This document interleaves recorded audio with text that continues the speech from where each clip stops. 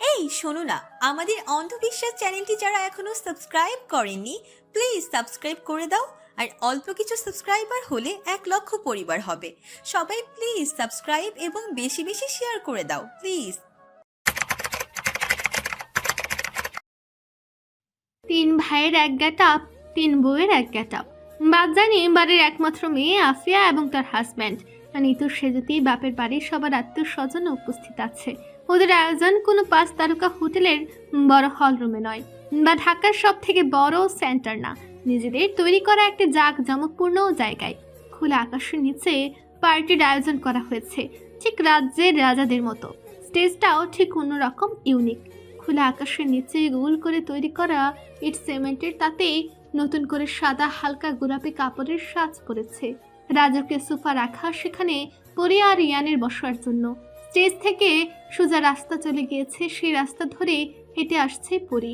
পরির আগমনে দুপাশ থেকে অতিকার সাজসজ্জায় গোলাপের পাপড়ির ডালা হাতে দাঁড়িয়ে থাকা মেয়েরা মনোযোগের সহিত নিজ নিজ জায়গায় দাঁড়িয়ে থেকে ওদের গায়ে লাল গোলাপের পাপড়ি ছুড়ে দিচ্ছে। কানে ভেসে এলো সফট মিউজিকের সাথে আফরি আফরি গানটার ফিমেল সিঙ্গারের গাওয়া গানটুকু। আর সামনে থেকে একজন দক্ষ বেস্ট ক্যামেরাম্যান তা রেকর্ড করে নিচ্ছে নিজের ক্যামেরায়।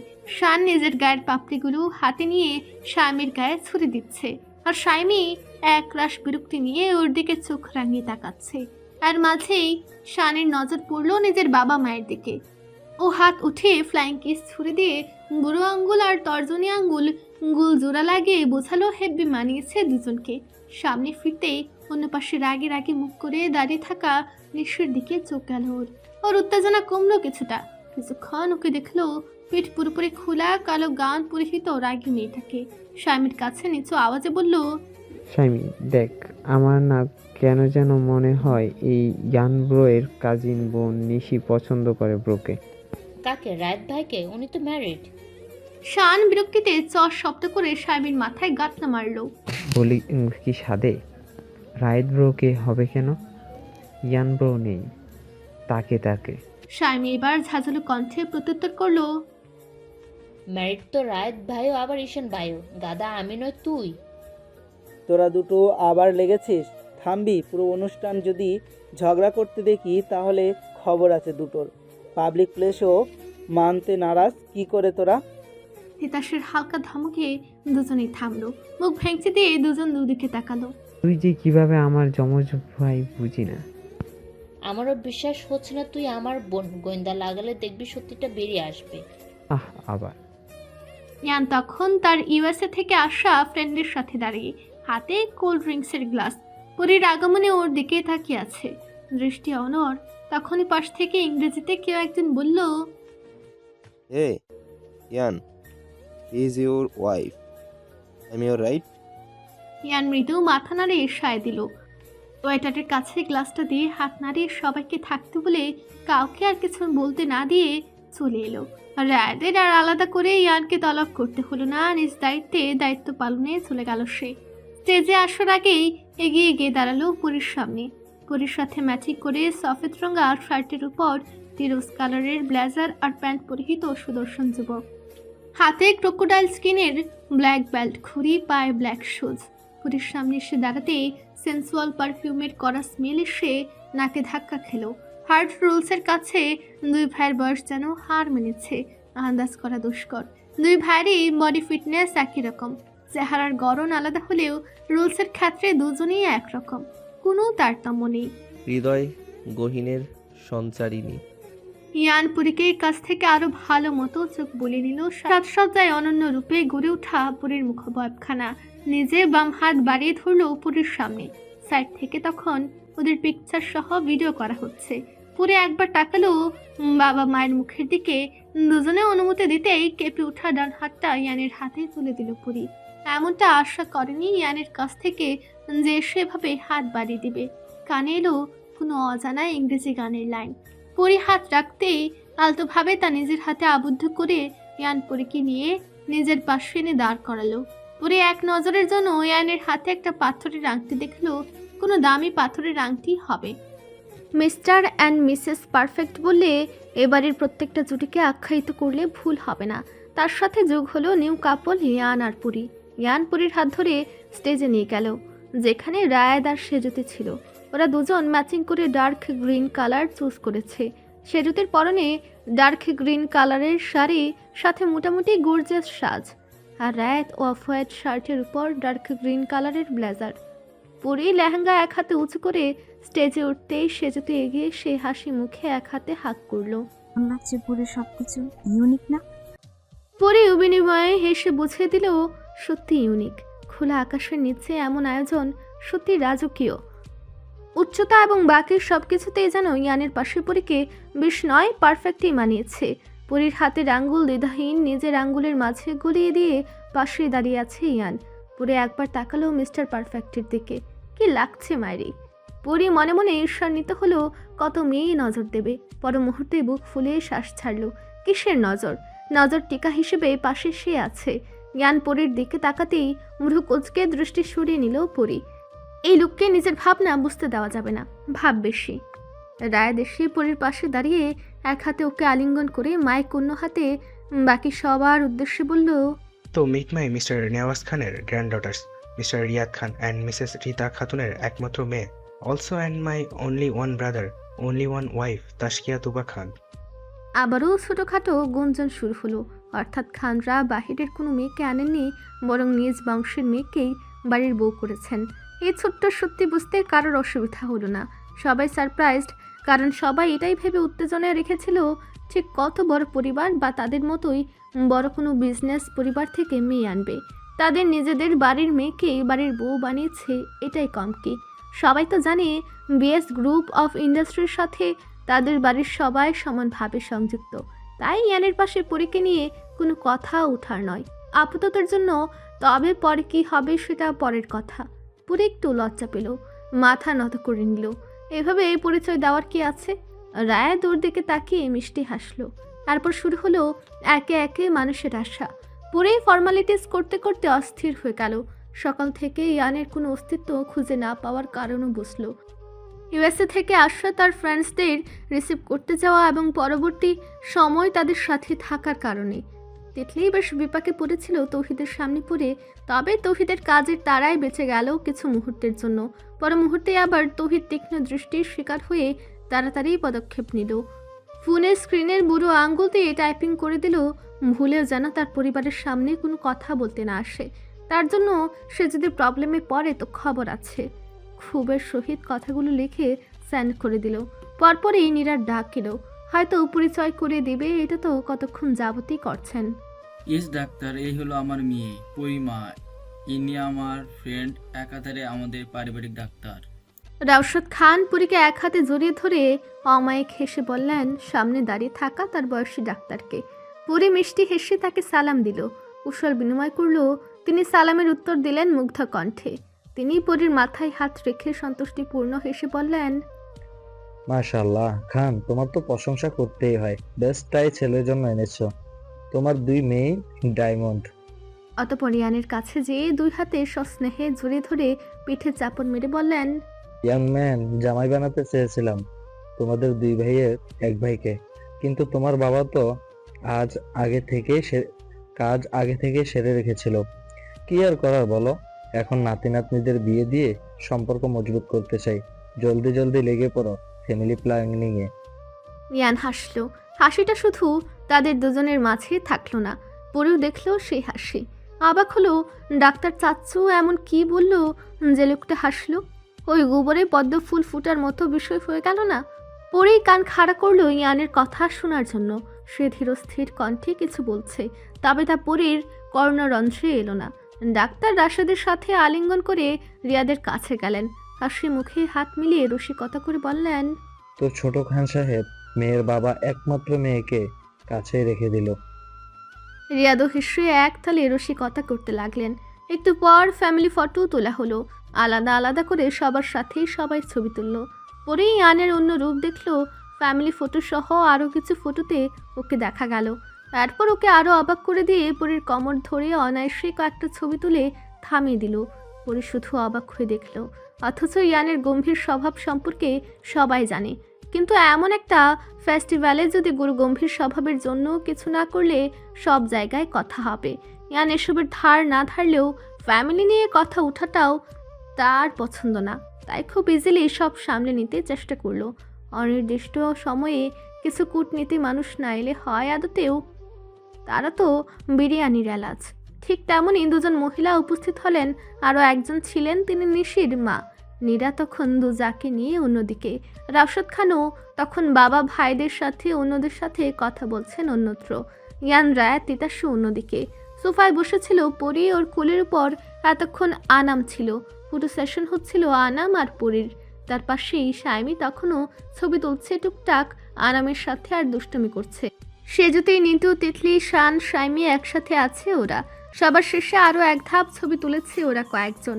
আপাতত বসে বসে গল্প হাসি তামাশা করছে। সাইমি শানের চুলাচুলি তো আছেই।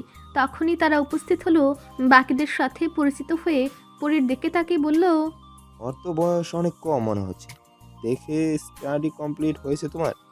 পরির সৌজন্যমূলক হেসে হালকা করে মাথা নাড়িয়ে না বোঝায়। সে যদি নিজেও সৌজন্য হেসে ওর হয়ে উত্তর দেয়, অ্যাকচুয়ালি না, এখনো শেষ হয়নি, অনার্স দ্বিতীয় বর্ষে। অত ভেঙে চড়ে বলল না সেজুতি। তাই কয়দিন পরের অনার্স দ্বিতীয় বর্ষের কথা এখন বলল। অন্যজন অবাক হয়ে রসিয়ে রসিয়ে বললেন, ও তো অনেক ছোট, তাহলে বয়সের তারতম্য অনেক বেশি। ওনার কথায় সবাই একটু অপ্রস্তুত হাসলেও সাইমি ফোন থেকে মুখ ফুটিয়ে পট করে বলে ফেলল, ওকে দেখে আপনার কোন দিক দিয়ে খুকি মনে হলো? 20 বছর বয়স ওর। মহিলা হেসে সাইমিকে পর্যবেক্ষণ করে বললেন, নীরা ভাবি, তোমার কি হয়? মেজো মামি। ও, তাহলে ইয়ান তোমার ভাইয়া। তো এই যুগে এত বয়সের তারতম্য কেউ বিয়ে করতে চায় না, সবাই চায় সমবয়সী বা 4-5 বছরের বড় কেউ। সেটাই বললাম ওকে। দেখো, অনেক ছোট লাগছে ইয়ানের তুলনায়। আজকাল আর এসব কি বললে আন্টি? এই যুগ কি সব মানুষের মাঝে ভিন্নতা? চোখ ঘুরালেই অহরহ দেখবে বয়সের পার্থক্য। আসলে এটা ম্যাটার করে না, যে যাকে নিয়ে খুশি। ঠোঁটে মিষ্টি হাসি রেখে বিনীতভাবে বলল নিতু। মহিলাটা সায় দিলেন, পরক্ষণই বললেন, আমরা তো ভেবেছিলাম এ দেশেরই মেয়ে হবে না, হয়তো অন্য দেশের তাদের মতো কোনো বিজনেস পরিবারের থেকে মেয়ে এনেছে। এতই ধোঁয়াশা রাখলেন ওনারা কেন?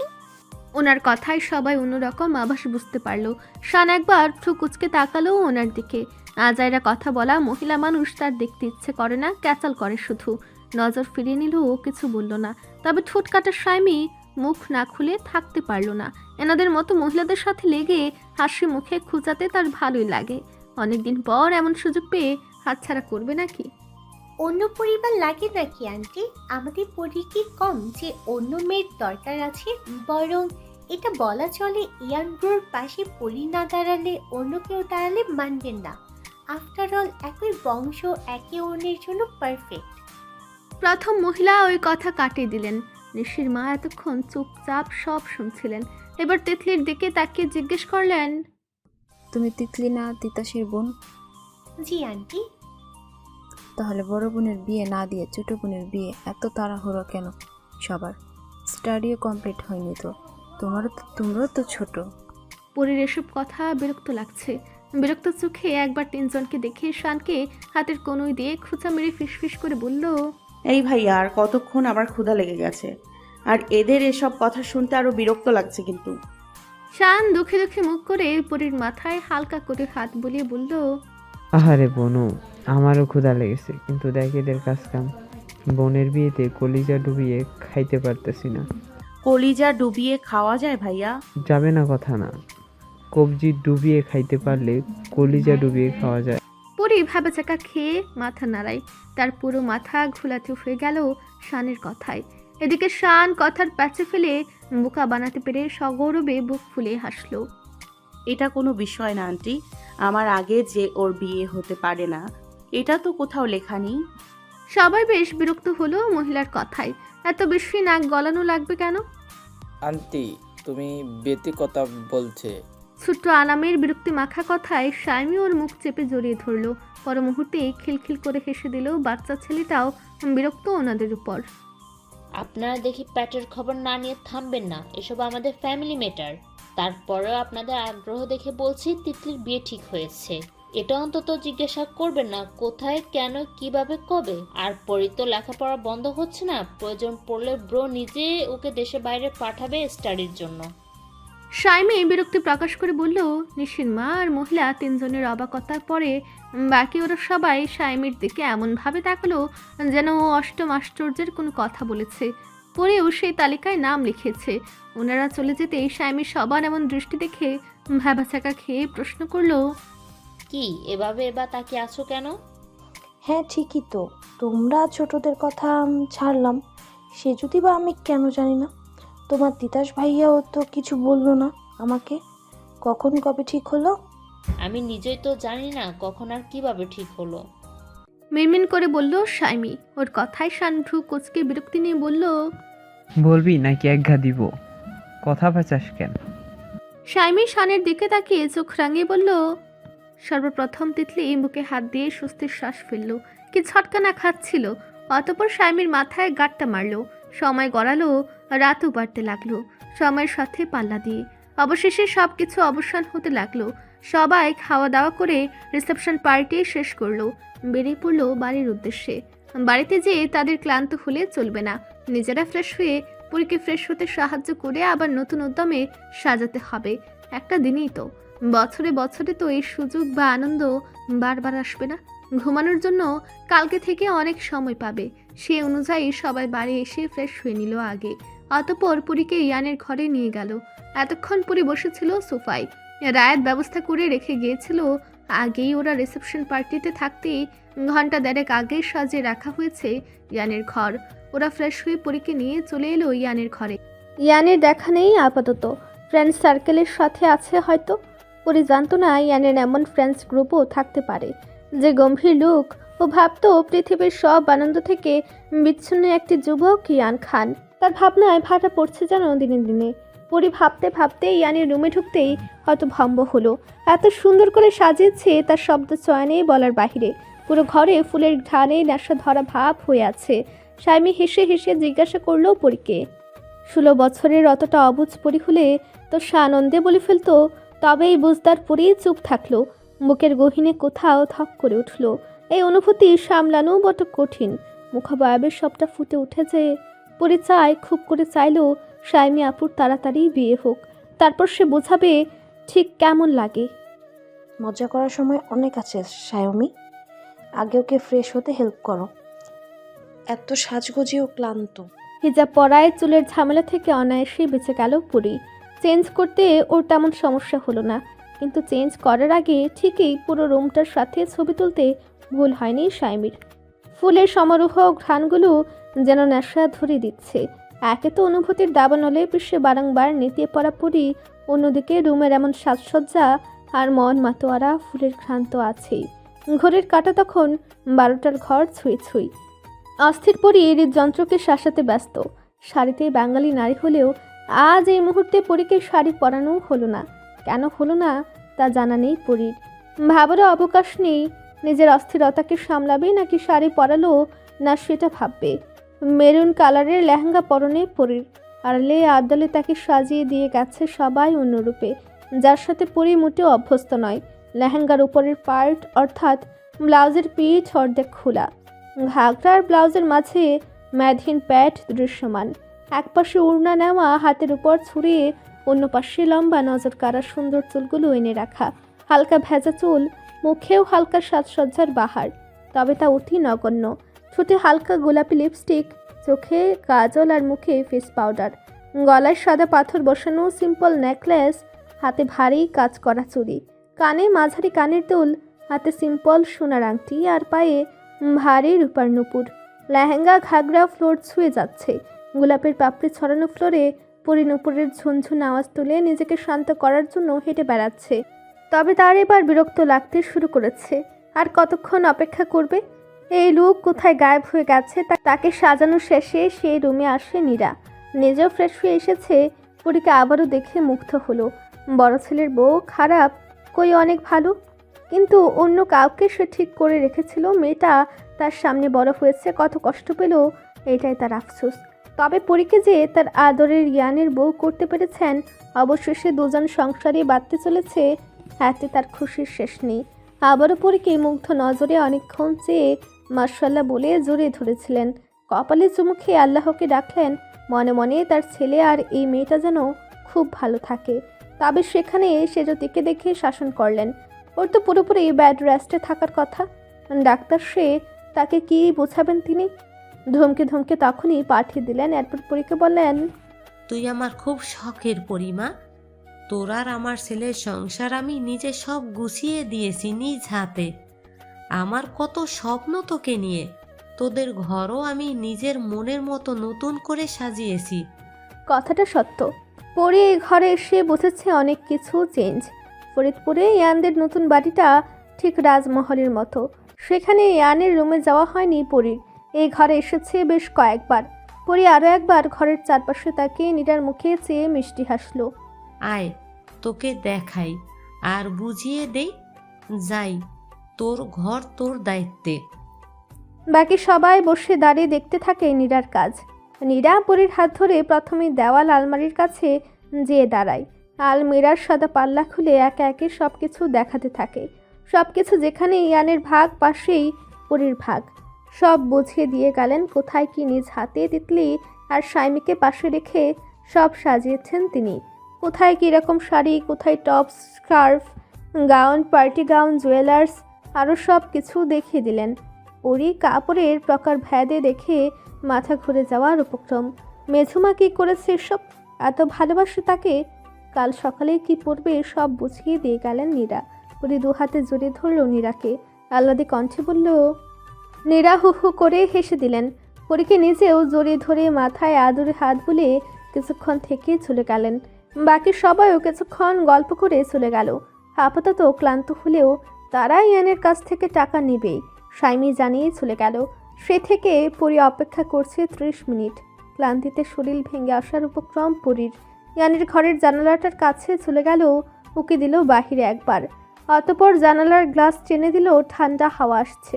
আপাতত রুমে না এসি, না রুম হিটার চালু করা আছে। ভালোই শীত পড়ে গিয়েছে এই কয়দিনে। পরী লেহেঙ্গাটা দুই হাতে হালকা ধরে জানালার কাছ থেকে বড়সড় বিছানার কাছে এসে দাঁড়ালো। বেডের সফেদ রঙা চাদরের উপর লাল গোলাপের পাপড়ি দিয়ে লাভ ডিজাইন করা, আর পুরো বেডের পাশে ফুলের ভারী সাজ। পুরো একবার জোরে করে শ্বাস টেনে ফুলের নেশা ধরা ঘ্রাণটা নিজের মধ্যেও টেনে নিল। অতঃপর ক্লজেটের উপর থেকে ফোনটা হাতে নিয়ে পাওয়ার বাটনে চাপ দিল।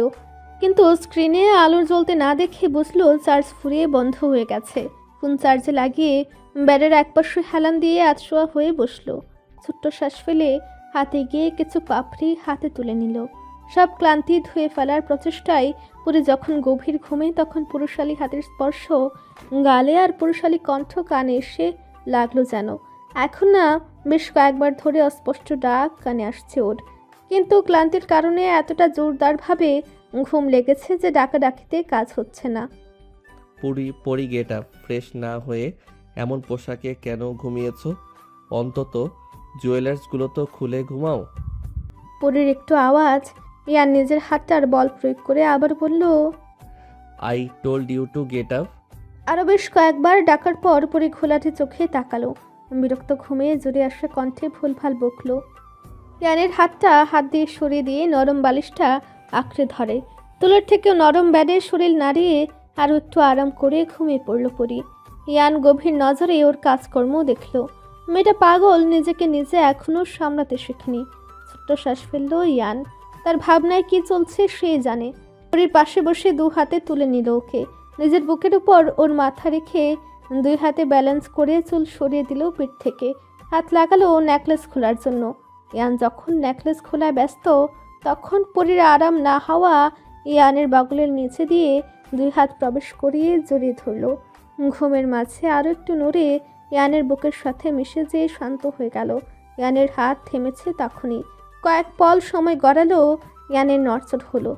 পরীর নেকলেস খুলে দিয়ে আবারও সাবধানে শুয়ে দিল। নিজের অতি পরিচিত রুমে এসে আজ যেন চিনতেই পারেনি ইয়ান। ধারণা সে আগে থেকে করেছিল এমনটা হবে তার রুম। অহরহ ফুলের মাঝে আরও একটি ঘুমন্ত স্নিগ্ধ মায়াবীর সঞ্চারিণী ফুল ঘুমিয়েছিল, যা ইয়ানের মতো গম্ভীর ব্যক্তিত্বের পার্সোনাল মায়াবীর সঞ্চারিণী।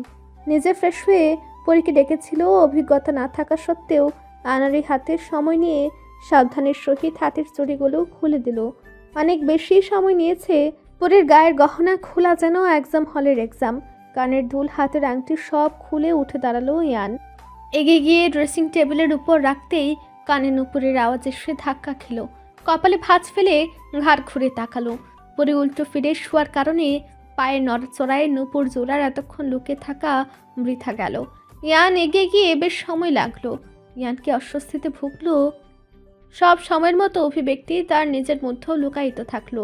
পরীর পায়ের উপর থেকে লেহেঙ্গা সরে নুপুর জোড়া দেখলো। আরও সময় নিয়ে পায়ের নুপুরটাও খুলে হাতে তুলে নিল। গলা পর্যন্ত কমফোর্টার টেনে দিয়ে নুপুর জোড়া রেখে এলো। অবশেষে নিজেও পরীর পাশে শুয়ে পড়ল। নীলচে আলোয় সব সময়ের মতো মুখাবয়ব রেখে পরীকে নিজের কাছে টেনে নিল। বাহুতে এনে জায়গা দিল পরীকে। পরী জেগে থাকলে কি এমনটা করতো? পরীর পোশাকটা আওয়াজ অদ্ভুত। বলিউডের নায়িকাদের মতো তার সামনে পরীকে উপস্থাপন করা হয়েছে। তবে গম্ভীর কঠিন ব্যক্তিত্বের মানুষগুলো সময় বিবেচনা করতে জানে, সময় বুঝে কাজ করতেও জানে। পরীর জীবনে নতুন ভোর। কমফোর্টার মুখের উপর থেকে সরে যেতেই রোদের তীব্র আলোক ছটা মুখে লাগতেই মুখ কুঁচকে গেল। তবু গভীর ঘুম এত সহজে কি ভাঙার? মুখের উপর হাত রেখে আবারও ঘুমাতে লাগলো। কিন্তু জানালা খুলে দেওয়ার দরুন অনেক আগেই রুমে সূর্যের আলোয় আলোকিত হয়ে গেছে। এই রুমের মালিক নিজেই আজ নিয়ম ভেঙেছে। কার জন্য? দ্বিতীয় অধিকারিণীর জন্য। ধীরে ধীরে পরীর ঘুম হালকা হয়ে এলো। সূর্যের প্রথম আলো তাকে ঘুমিয়ে থাকতে দিল কয়ার। পিটপিট করে চোখ মিলে কয়েকবার তাকালো। তারপর দীর্ঘ সময় নিয়ে পুরোপুরি চোখ খুলল। আশেপাশে পুরো ঘরে চোখ ঘুরালো। ও মা, রুমে তো ফুল ছিল কই? রুমটা অগোছালো লাগছে। পরী নিজের পাশে তাকালো, কেউ নেই। ওর মনে পড়লো রাতে ওভাবে আজ শোয়া থেকে একটু ভালো করে শুতে সঙ্গে সঙ্গেই ঘুমিয়ে গিয়েছিল। ইয়ান আসেনি রুমে। তারপর ঘড়ির দিকে তাকালো, বেলা 8:30 ঘরে ঘড়ির কাঁটা। চট করে মাথায় এলো ইয়ান সকাল সকাল উঠবে, এটাই তো স্বাভাবিক। পরে গায়ের উপর থেকে কমফোর্টার সরিয়ে উঠে বসলো। চুলগুলো কানের পিঠে গুজে দিল। মেঝেতেও ফুলের পাপড়ির ছড়াছড়ি। হয়তো ঘুমিয়ে থাকতে ফুলগুলো খুলে ফেলে দেওয়া হয়েছে। পরে ধীর পায়ে নামলো। দরজার দিকে এগিয়ে গিয়ে দেখলো দরজার নব ঘুরে লক খুলল। পরপরই বাহিরে নজর পড়লো অচেনা মানুষের আনাগোনা। পরে নিজের দিকে তাকালো। কাল সাজিয়ে দেওয়ার পর একবারও বাহিরে যায়নি সে। এমন পোশাকে এখন কিভাবে যাবে? চট করে ফোন খুললো চার্জ থেকে। তাড়াতাড়ি ফোন লাগালো তিতলির নাম্বারে। তিতলিও ফোন পেয়ে চলে এলো। শাইমি এখনও ঘুমাচ্ছে। পরশু সন্ধ্যায় তিতলির ফ্লাইট। আপাতত বাড়ির সবাই 3-4 দিন এখানেই থাকবে। পরে হঠাৎ খেয়াল করলো জুয়েলার্স গায়ে নেই। অবাক হয়ে বড় আয়নার দিকে তাকাতেই নজর গেল টেবিলের উপর রাখা জুয়েলার্সের দিকে। তার গহনা কে খুলল? আর কিছু ভাবার আগেই তিতলি ভিতরে এলো। ঘুম ভাঙলো? পরি মাথা নাড়িয়ে আলসেমিতে ছড়াতে হায় ছাড়ল। তিতলি এসে ওর এলোমেলো চুল নাড়িয়ে আরও একটু এলোমেলো করে দিল। বড় বোন হয়ে সদ্য ঘুম থেকে ওঠা ছোট বোনের সামনে আসতে তার অস্বস্তি লাগছিল বটে। যতই হোক, এটা তো অস্বস্তির ব্যাপার। কিন্তু না এসে তো পারবে না। যা, ফ্রেশ হয়ে আয়। আমি সার্ভেন্টকে ডাকছি, রুম পরিষ্কার করে দিয়ে যাবে। তুই ঘুমিয়ে থাকতেই সব রুম থেকে খুলে নিয়ে যাওয়া হয়েছে। পরি মাথা নাড়িয়ে উঠতে যেয়ে আবারও ধাপ করে বসে পড়ল বিছানায়। তিতলির দিকে তাকিয়ে করুণ কণ্ঠে বলল, গোসল করব নাকি? প্লিজ তিতলিদি, এই ঠান্ডা ঠান্ডা পানিতে গোসল করতে বলো না। না সোনা, শাওয়ারে নিয়ে আয়। একেবারে শাড়ি পরিয়ে এখানে খাবার এনে খাওয়া শেষে তোকে নিচে নিয়ে যাব। সবাই দেখবে আবার তোকে। এখন কাল দেখিনি, এখন আবার ঘটা করে দেখার কি আছে? বিরক্তি নিয়ে বলল পরি। তিতলি ওর হাত ধরে টেনে তুলে ওয়াশরুমের অভিমুখে দিয়ে এলো। কিচ্ছু করার নেই, যা শাওয়ার নিয়ে আয়। আমি বাকি সব দিচ্ছি 2 মিনিটে। পরি ওয়াশরুমে ঢুকতে ঢুকতে বলল, কিছু করার নেই মানে? ওই বেটাকে ডাকো দেখি না কিছু করার থাকে কি না। ওনাকে সবার সামনে শাড়ি পরিয়ে বসিয়ে রাখি, দেখি কতক্ষণ থাকে। নিজের বেলায় ফর্মালিটিস 4 আনা আর আমার বেলায় 16 আনা। মজা পেয়েছে নাকি? তিতলি হাসলো সে কথায়। উত্তরে কিছু না বলে এগিয়ে গেল আলমিরার কাছে। পরি তখনও বারবার করেই চলেছে। পরি শাওয়ার শেষ করে আসতে আসতে রুম পরিষ্কার হয়ে গেল। তিতলি পরীকে শাড়ি পরিয়ে ব্যাডে বসিয়ে রেখে তাকিয়ে আছে। কি দেখো? দেখছি যে আমার ছোট্ট আদুরে বাচ্চা বোনটা কতটা বড় হয়ে গেছে। তিতলি দাঁড়িয়ে থেকে পরীকে দু হাতে জড়িয়ে ধরে মাথায় চুমু খেয়ে বলল। পরেও দু হাতে জড়িয়ে ধরল তিতলিকে। মনে পড়ল 2 দিন পরেই তিতলি চলে যাবে। আবার কবে আসবে তিতলিদি? পরি ভারাক্রান্ত মনে বলল।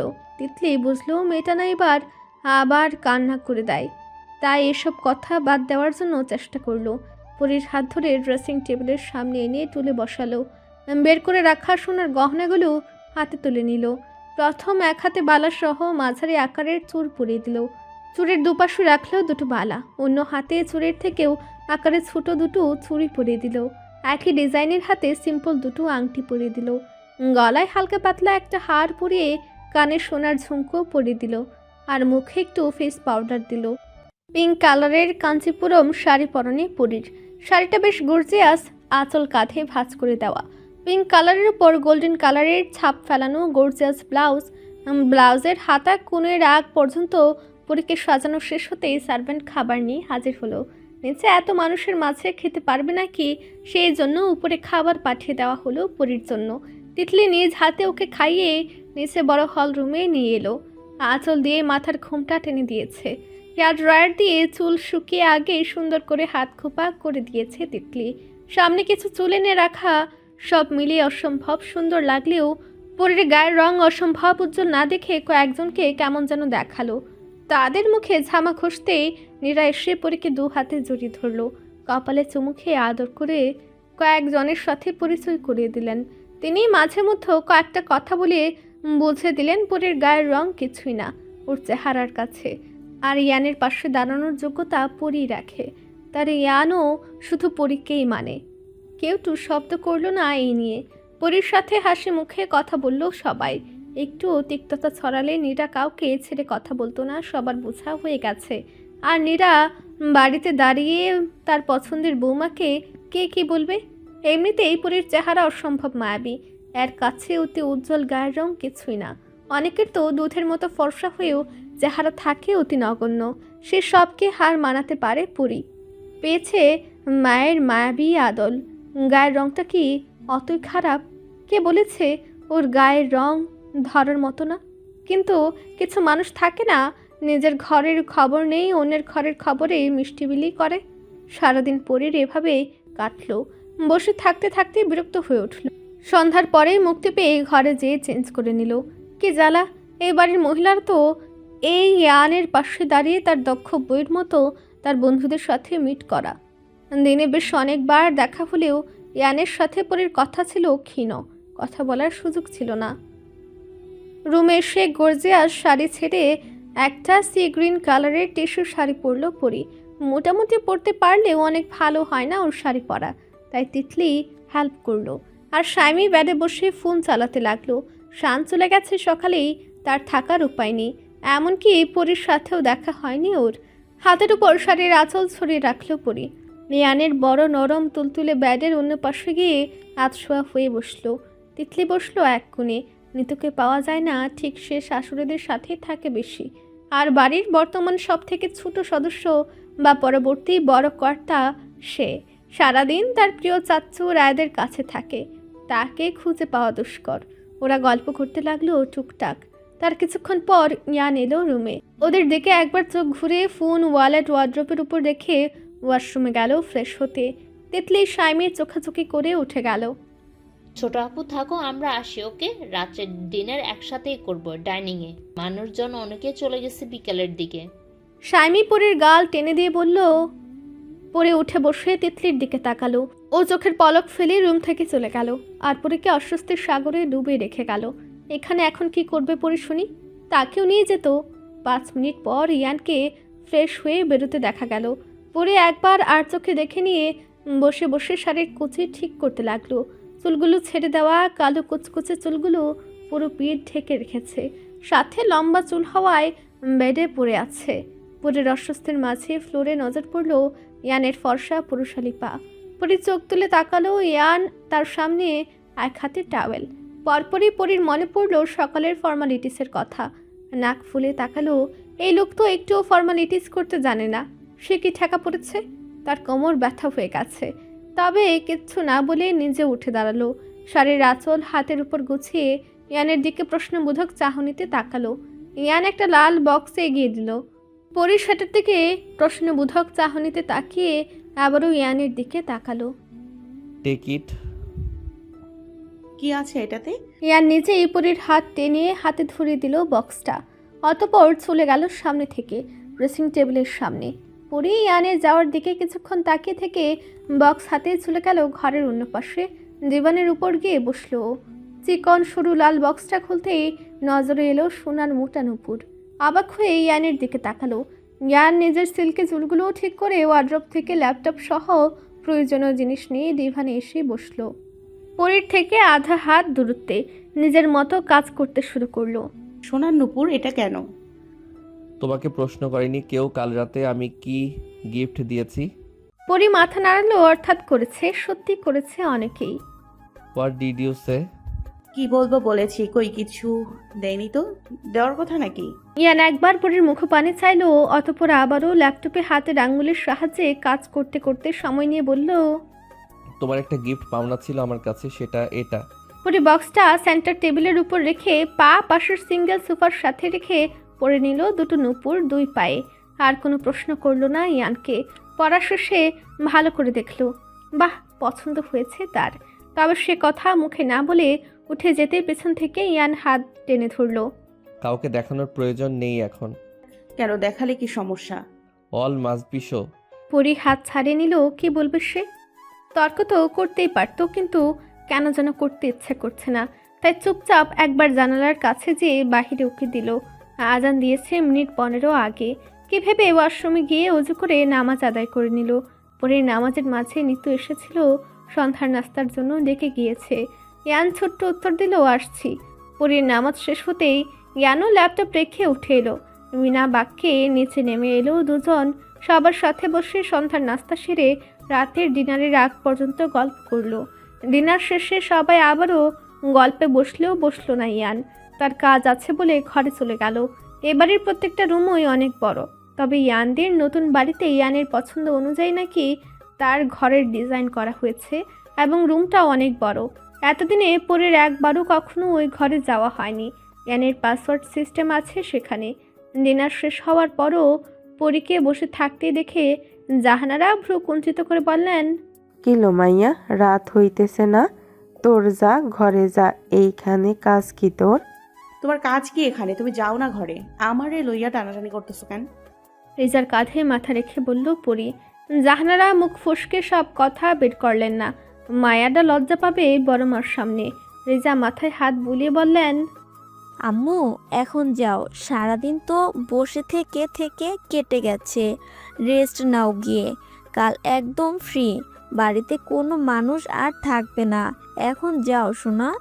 সবার ঠেলাঠেলিতে পরির অস্বস্তি লাগতে লাগলো, তাই উঠে চলে এলো। সাইমের দিকে চোখ পড়তেই ও চোখ মারল পরীকে।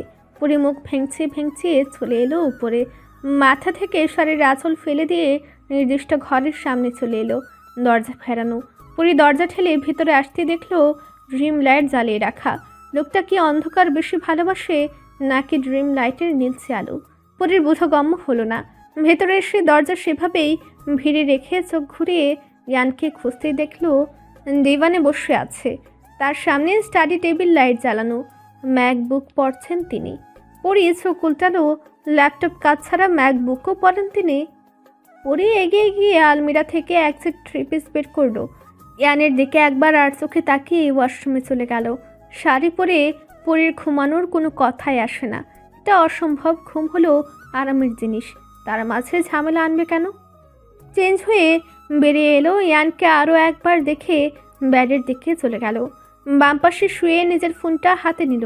ফোন স্ক্রল করতে ব্যস্ত হয়ে পড়ল। 10 মিনিট পেরোতেই বসলো। ইয়ান ব্যাডে এসে বসেছে, কারোর সাথে ফোনে কথা বলছে। পরির অস্বস্তি বাড়লেও তারপরও নিজেকে স্বাভাবিক রাখার চেষ্টা করে ঘাড় ঘুরিয়ে ইয়ানের দিকে একবার তাকালো। ইয়ানও তাকিয়েছে পরির দিকে। পরি কমফোর্টার গায়ে জড়িয়ে ইয়ানের উদ্দেশ্যে বলল, এসি ঠিক আমার সহ্য হবে না, অফ করে দিলে ভালো হয়। ইয়ানকে শুনেছে? অবশ্যই শুনেছে। অনেকক্ষণ ধরে কথা শেষ করলো। পরি নিজের কথা শেষ করে ফোন রেখে কমফোর্টার মুড়ি দিয়ে আস্তে আস্তে ঘুমিয়ে গেল। সময় তার নিজের নিয়মে বহমান, না তাকে থামানো যায় আর না বেঁধে রাখা। শুধু অস্তিত্বটুকুর ছাপ ফেলে রেখে যায় সর্বত্র। সেদিনের পর কেটে গেছে আরও 2 দিন। পরীর সাথে ইয়ানের সাক্ষাৎ হয় হাতে গুনে কয়েকবার, তবু যেন কোনো ফ্যাসিলিটি নেই। মাঝে তেতলেও চলে গেছে নিজ গন্তব্যে, নিজের মায়ের মাতৃভূমিতে। প্রিয় বোনের আবারও বিদায়ে থম মেরে গেছে পরী। দুঃখ যখন আসে সব দিক দিয়েই আসে। তিতলিদের কথা ভাবতে গিয়ে নিজের দাদর করা এককালের অন্যায়ের কথা মনে পড়ছে। মানুষ প্রতিশোধ প্রবণ হয় অনেক দিক থেকেই, কারণ ন্যায় পরায়ণতা এবং ভালো কাজের কর্মফল হিসেবে পাওয়ার সম্মান দেখে হিংসাত্মক মনোভাবের কারণে মানুষেরাই মানুষের ভালোটা দেখতে পারে না। এ যেন এক জাগতিক নিয়ম হয়ে দাঁড়িয়েছে। ইয়ানের গম্ভীরতার কারণ জানে পরী। নাটক সিনেমার মতো কোনো অতীত নয়, ছোট থেকে একা থাকার স্বভাবে একগুঁয়ে হয়ে গম্ভীর হয়েছে ইয়ান। পড়ালেখা নিয়ে ব্যস্ত থাকা ইয়ান বাহিরের জগতের পার্টি, মজা, মাস্তি, গান বাজনা সব থেকে দূরে থাকতে থাকতে চাপা স্বভাবের হয়েছে। শুধু গ্রামেই তার সঙ্গী। দ্বিতীয় গম্ভীর স্বভাবে রিয়াদের সাথে সে ছিল অন্যরকম, কিন্তু তাই বলে ইয়ানের আচরণ পরীর অপছন্দনীয়। সে ভেবেই রেখেছে ইয়ান যতক্ষণ না তার সাথে সহজ হবে ফ্রি হওয়ার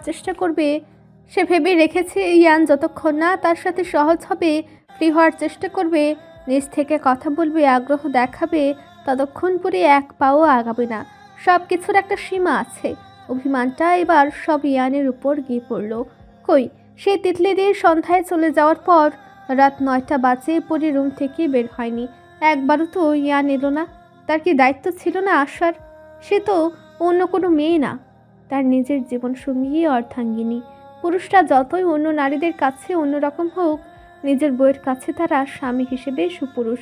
বাহিরে মানুষ যে রূপ দেখেনি, আনরোমান্টিক বলে ধারণা করবে, সেই রূপ সচক্ষে দেখবে তার অর্ধাঙ্গিনী। দেখবে, বুঝবে, জানবে। অথচ ইয়ানের কোনো ভাবান্তর নেই সম্পর্ক স্বাভাবিক করার। পরী নাক ফুলিয়ে পায়ের সোনার নুপুরজোড়া খুলে ফেলে পাশে ছুঁড়ে ফেলল। কি বলেছিল সেদিন? তার মাথায় কথাটা চট করে খেলে গেল। সবাই জিজ্ঞাসা করেছে সেই দায়ভার থেকে তাকে দিয়েছে, নিজ থেকে না। তার দরকারও নেই এসবের। পরীর দুঃখ কষ্ট সব অভিমান হয়ে ইয়ানের উপর গিয়ে পড়ল। ওর এই অভিমানের পাহাড় গড়ার মাঝেই ফোন হাতে ভেতরে এলো সাইমি। পরী একবার তাকিয়ে থমথমে কণ্ঠে বলল, প্লিজ আপু, আমাকে একা থাকতে দাও তো, আমি এখন নিচে যাব না। তোকে নিচে নিব না, একেবারে বাড়ির বাইরে বের করে দিয়ে আসবো। চল, খান বাড়ির মাইয়া, তুই সেই বাড়িতে গিয়েই থাক। আমি থাকতে তুই এই বাড়ির ভাত খেতে পারবি না। সাইমি কথাগুলো বলতে বলতে ফিক করে হেসে দিল।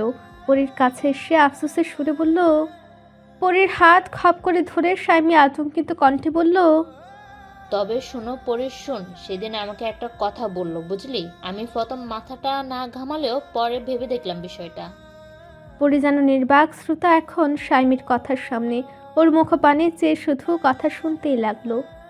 ওই যে তোর একটা খালাতো ননদ আছে না, মানে কাজিন ননদ যাকে বলে, সম্পর্ক এটা দাঁড়ালেও আমার মনে হয় মেয়েটা ইয়ান ভাইয়াকে পছন্দ বা ভালোবাসার টাইপ কিছু। শুধু আমি না, শান নিজেও জিনিসটা বলেছে আমাকে। অবশ্যই চান্স নেই কোনো ইয়ান ভাই স্ট্রিট ক্যারেক্টার লুজ কি গা ঘেঁষতে দেওয়ার মানুষও নয়। তবে আমি ভাবি কি জানিস, ইয়ান ভাই কি রোমান্টিক। কেমনে রে পরি, একটু বলতো দেখি। তোর তো ভালো জানার কথা, রোমান্স করেছে? পরী হতভম্ব মুখে চাইল সাইমির দিকে। বোনদের সাথে আর যাই হোক, সব বিষয়ে কথা হলেও এসব বিষয়ে সব সময় যেন একটা পর্দা থাকতো। কিন্তু কি ইয়ান আর রোমান্স? স্বামী আপু, ভাল লাগে না কিন্তু। জানা আছে, এখন তো আর ভালো লাগবে না। যাক, আমি আর না বললাম।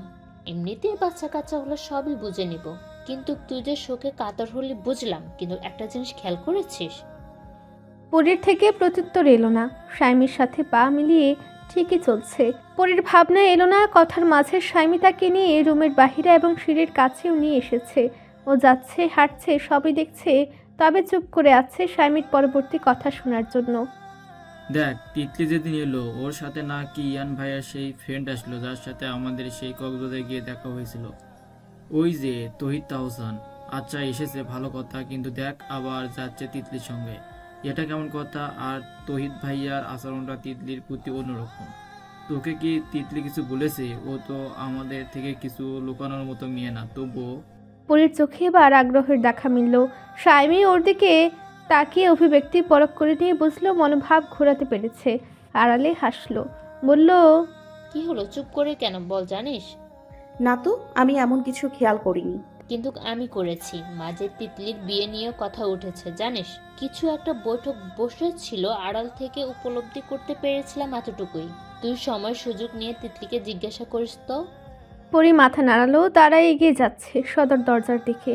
পরির সেদিকে খেয়াল নেই। স্বামীর বলা তিতলিকে নিয়ে কথাগুলো ভেবে চলেছে। মাঝপথে রিজার সাথে দেখা হতেই রিজা আওয়াজ করে কিছু জিজ্ঞেস করতে যাবে, স্বামীর ইশারায় থেমে গেলেন। স্বামী ওনাকে হাতের ইশারায় আসছে বলে পরির হাত ধরে বাইরে এসে দাঁড়ালো। পরির ঘোর ভাঙল তখন যখন ইয়ানের চকচকে ব্লু কারটা ইঞ্জিনের শব্দ তুলে সামনে এসে দাঁড়ালো। পরি অবাক হয়ে চাইতেই গাড়ির ফ্রন্ট সিটের দরজা খুলে স্বামী পরীকে ভিতরে বসতে বলল। পরীকে কিছু বলতে না দিয়ে ওকে জোর করে ভেতরে বসিয়ে দিল। পরি প্রশ্ন করতে না পেরে বসতেই স্বামী গাড়ির দরজা আটকে হাতের ইশারায় বাই বলল। ইয়ান নির্বিকারভাবে গাড়ির স্টিয়ারিং ঘুরিয়ে বাড়ির গেট পার করে বাইরে চলে এলো। সিট বেল্ট লাগিয়ে নাও। পরীর হেলদোল দেখা গেল না। ইয়ানের সাথে কথা বলবে না ভেবে কোনো উত্তর তো করলই না, সঙ্গে সিট বেল্ট না বেঁধে সিটে পা উঠিয়ে বসে পড়ল। বুকে হাত গুজে থমথমে মুখে গাড়ির গতিবেগ বাহিরের টুকটাক পথ দেখার চেষ্টা করলো। কৃত্রিম আলোয় তখন পুরো ঢাকা শহর ঠেকে আছে। এ যেন এক নিত্য নতুন প্রতিযোগিতা। আলোর সমারোহের বাহিরে যেখানেই জায়গা পাচ্ছে সেখানেই ঠাঁই নিচ্ছে রাজ্যের অন্ধকার। ঠিক বাড়ির ফাঁকগুলোতে তেমন খুঁতখুঁতে অন্ধকার ছেয়ে আছে। হাই সোসাইটির বেড়াজাল উত্তরার রাস্তায় চলতে লাগলো ইয়ানের রোলস রয়েসের চোখ ধাঁধানো ব্লু কারটা। গাড়ির ভেতরে তখনও গভীর নীরবতা বিদ্যমান। পরে জানালার কাছে হাত রাখলো। সমস্যা কি লোকটার? সব সময় এভাবে জানালা লক করে রাখে কেন? হাতের আঙুল দিয়ে ঠকঠক আওয়াজ তুলতে লাগলো পরি। কথা না বলার প্রতিজ্ঞা, ইশারা ইঙ্গিতে বোঝানোর চেষ্টা। সামনে ঠকঠক আওয়াজ চলতে লাগলো। পরির কাজ সফল হলো। একসময় ইয়ান খুলে দিল জানালা। খোলার পর পরির দিকে তাকালো। মেয়েটা জোরে শ্বাস টেনে নিচ্ছে। কফি কালারের একটা গাউন পরনে পরির। গলায় ওড়না ঝুলিয়ে রাখা, চুলগুলো ছেড়ে দেওয়া, কাঁধ পর্যন্ত থাকা বব হেয়ারগুলো কানের পিছে গুজে দেওয়া। তিতলিকে বিদায় দিয়ে এয়ারপোর্ট থেকে ফিরে ওই যে রুমে গেল আর বের হয়নি। না চেঞ্জ করেছে পোশাক, শুধু মাথায় স্কার্ফটা খুলেছে। ইয়ান পরীকে এক নজরে পর্যবেক্ষণ করে আবারও ড্রাইভিংয়ে মনোযোগ দিল।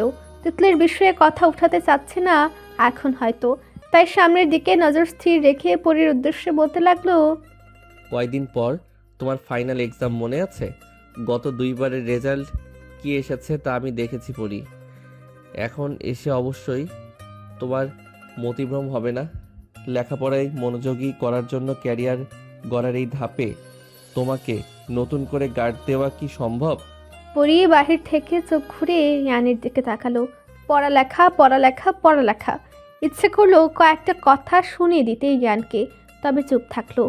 বোকার মতো বকবক না করে সঠিক সময়ে কথা বলার সিদ্ধান্ত নিল। পরশু তুমি ফরিদপুরে ফিরছো। এক্সামে মনোযোগী হওয়াটা বিয়ে নিয়ে ভাবার থেকেও বেশি ইম্পর্টেন্ট। আপনার জন্য অনেক সময় পাবে, but now consistent you are right. Exam পড়ি। গত কয়েক বছরে আমার শিডিউল চেঞ্জ করা সম্ভব হচ্ছে না। গত মাসে ইউএসএ যেতে হবে। পরে কিছুটা অবাক হলো। আমেরিকাতে ইয়ানের অবাধে চলাফেরার কথা সে জানে, কিন্তু এখনই যাবে তা তার জানা ছিল না। পরে কিছুক্ষণ চেয়ে চোখ ফিরিয়ে নিল। গাড়ির ভেতরে লাইট অফ, মাঝে মধ্যেও বাহির থেকে আলো আসছে। সেই আধো আলো আধো অন্ধকারের মাঝে পরীর নাক ফুলতে দেখা গেল। কিছুক্ষণ পর ওর স্বাভাবিক আওয়াজ এলো। তো তাতে আমার কি? আবারও গাড়ির ভেতরটা নিস্তব্ধ হয়ে গেল। বেশ সময় নিয়ে ইয়ানের গাড়ি এসে থামলো কোনো এক জাঁকজমকপূর্ণ রেস্তোরাঁর বাহিরে। ইয়ান স্টিয়ারিংয়ের উপর 2 হাত রেখে বলল, ভিতরে যাব, মাথায় ওড়না পেঁচিয়ে নাও। সব সময়ের ক্যাজুয়াল লুকে নেই ইয়ান। ব্ল্যাক টি শার্ট আর স্টিল কালারের ট্রাউজার, হাতে একটা ঘড়ি, সিম্পল লুক। পরে এতক্ষণে সদ্বিত ফিরল তারা রেস্তোরাঁয় এসেছে। ইয়ান তাকে নিয়ে এসেছে, এটাও সম্ভব। হয়তো মেঝুমা বলেছে। গেলে এভাবেই যাব। আর আপনি না বলে কেন নিয়ে এসছেন আমাকে? আমি বাড়িতে গিয়ে বাকি সবার সাথেই ডিনার করব। আপনি বাড়ি নিয়ে চলুন। ইয়ান থুতনিতে হাত রেখে পরীর দিকে শীতল দৃষ্টিতে তাকিয়ে আছে। পরীর তর্ক বাড়তে দিল না ইয়ান, তাই ঠান্ডা স্বরে খুব ধীরে সময় নিয়ে বলল, বাহির থেকে ডিনার করে যাব। পরী ইয়ানের দিকে তাকিয়ে কিছু বলবে, কিন্তু ওর দৃষ্টি দেখে থেমে যায়। মুখ ফুলে সামনে দৃষ্টি রেখে বলে, আমিও তাহলে এভাবেই যাব। খাবার খোলা রাখলে সেটা কতটা ভালো থাকে আর ঢেকে রাখলে কতটা ভালো থাকে। তোমরা নারীরা ঠিক তেমন, যতটা নিজেকে আড়ালে ঢেকে রাখবে ঠিক ততটাই ভালো এবং সুরক্ষিত থাকবে। পরীকে আর কিছু বলতে হলো না। দু হাতে চুলগুলো হাত খোপা করে মাথায় উন্না পেঁচিয়ে নিল। তারপর আবারও থম মেরে বসে রইল কুলের উপর দুই হাত একত্র করে। ইয়ান গাড়ির দরজা খুলে বেরিয়ে এসে পরীর পাশের দরজা খুলে দিল। হাত বাড়িয়ে পরীর হাত ধরতে চাইলেও পরী হাত সরিয়ে দিল চটজলদি। নিজেও বেরিয়ে এসে হাত দুটো বুকে গুজে নিল। ইয়ান সূক্ষ্ম নজরে সবটা দেখলো। পরীকে সামনে এগুনোর ইশারা করলো নিঃশব্দে। পরেও হাঁটতে লাগলো ইয়ানের পাশে, তবে ভুলেও হাত খুলল না। ও যেন বুঝতে টের পেয়েছিল ইয়ান হাত ধরবে। ডিনার ওরা রেস্তোরাঁয় করে বেরিয়ে এলো। হয়তো সময়টা সুন্দর হতো, কিন্তু সব দোষ পরি ইয়ানের ঘাড়ে দিয়ে বাড়ি চলে এলো। আবারও সময়ের পাল্লা ভারী হলো। মাঝে কেটে গেল অনেকগুলো দিন। পুরি 3 দিন ঢাকাতে থেকে বাকি সবার সাথে ফিরে এলো। অতঃপর সবাই গ্রামে চলে গেল। পরি থেকে গেল ইয়ানদের নতুন বাড়িতে। মাত্র 3টা পরীক্ষা শেষ হয়েছে পরীর। এই কয়দিন পরীক্ষার মাঝেও রাশাদ খান, নীরা আর সেজুতের সাথে ওর দিন ভালোই যাচ্ছে। তবে চাপা রাগ অভিমান এখনও ইয়ানের উপর। আলিশান বড় ডাইনিং টেবিলের স্বচ্ছ কাচের উপর বই খাতা কলম ছড়িয়ে চেয়ারে পা উঠে বসে পড়ছে পুরি। সামনে সেজুতে বসে ফল কাটছে, নিজেও খাচ্ছে, পরীকেও খাওয়ার তাগিদ দিচ্ছে।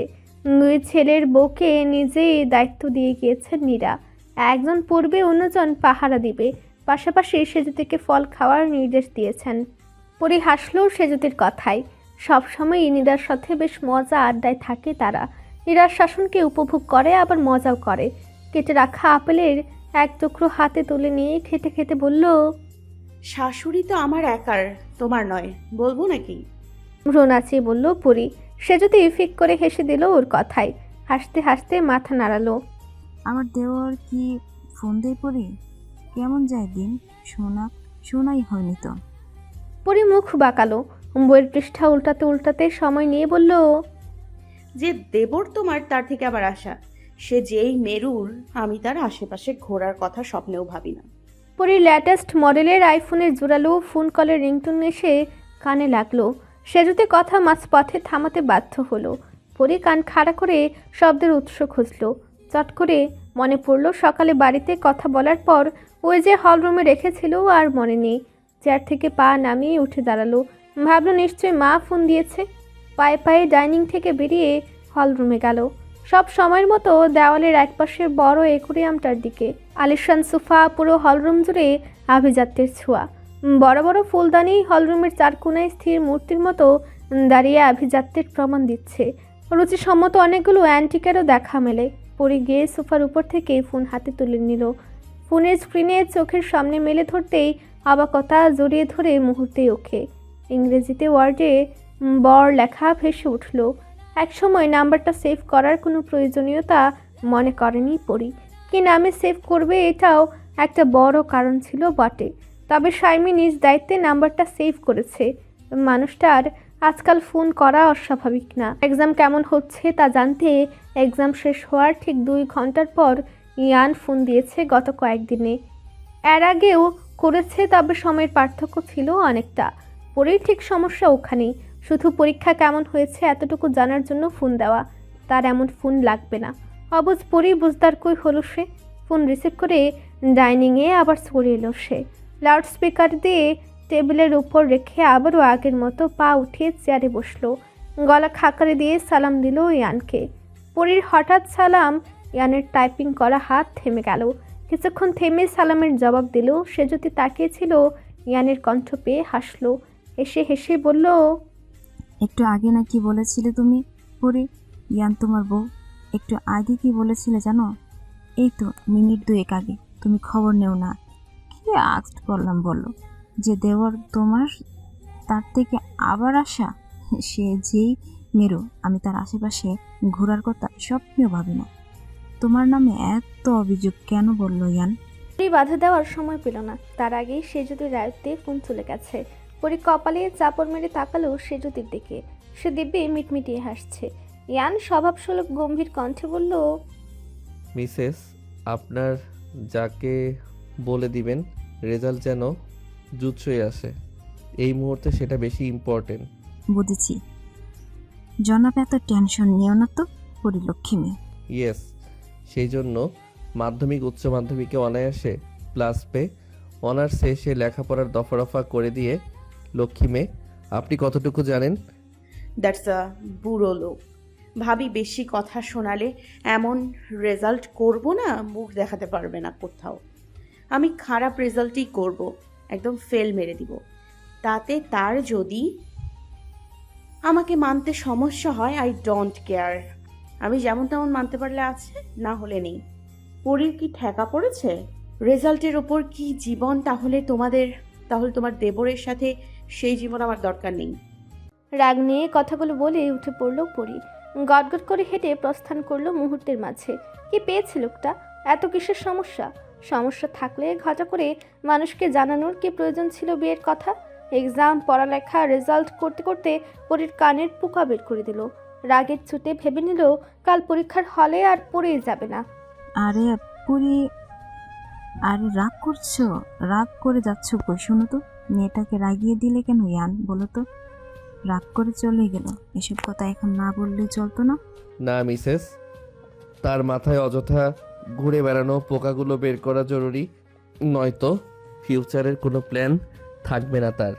ইয়ান, তোমরা যে ছেলেরা কি বুঝো তোমরাই জানো। বিয়ে হয়েছে কত বছর, এখন অন্তত মেয়েটার সঙ্গ দাও। ইটস এ ভেরি ইম্পর্ট্যান্ট ইয়ান। পুরীর মনে নেগেটিভ চিন্তা ভাবনা আসতে শুরু করলে তুমি তখন চাইলেও সামলাতে পারবে না। ওকে একটু সময় দাও। আমি জাস্ট এক্সাম শেষ করতে বলেছি তাকে। এক্সামের মতোই শেষ হোক না। আমি পালিয়ে যাচ্ছি না, তাকে পালাতে দিচ্ছি, বরং আরও বেশি ফ্যাসিলিটির ব্যবস্থা করছি নিজেদের জন্য। সে যদি ছোট শ্বাস ফেললো, এর বেশি কথা এগোনো ঠিক হবে না। এটা ওদের পার্সোনাল ম্যাটার। তাই অন্য প্রসঙ্গ আনতেই ইয়ান সোজাসুজি এখন আসল কথা এলো। মম কোথায়? অনেকক্ষণ ফোনে ট্রাই করছি।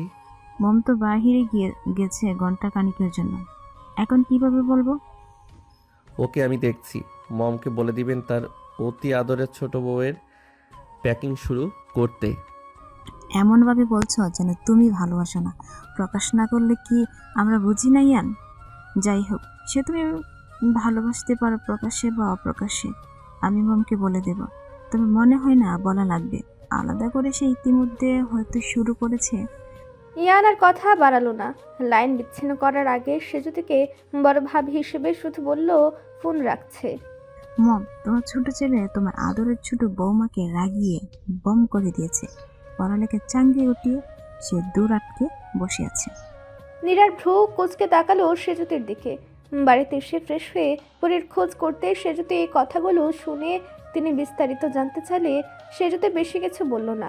নীরাকে পাঠিয়ে দিল এই বাড়িতে ইয়ানের ঘর নামে পরিচিত বর্তমানে পরীর ঘরে। নীরা এসে বদ্ধ দরজায় কড়া নাড়লেন। আদরে কণ্ঠে পরীকে কয়েকবার ডাকতেই দরজা খুলে দিল পরী। মেজমা, কখন ফিরেছ?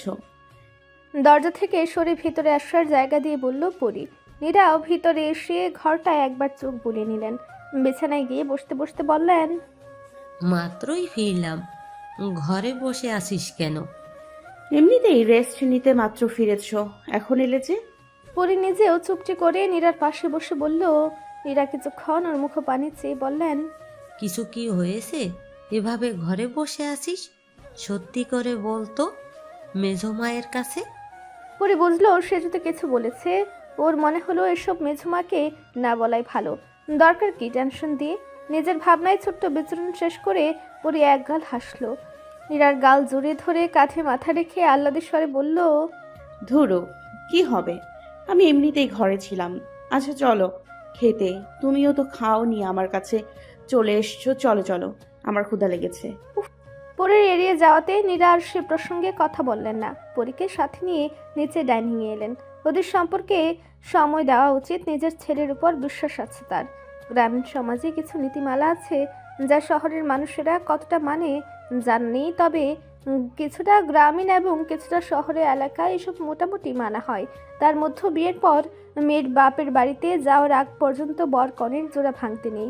বাপের বাড়ি থেকে শ্বশুর বাড়ি একসাথে আসার আগ পর্যন্ত এটা বিদ্যমান থাকে। পরীর ক্ষেত্রে এসবের বালাই নেই এক ফুটাও। বিয়ে হয়েছে থেকে শুরু করে সবটাই ছন্ন ছাড়া।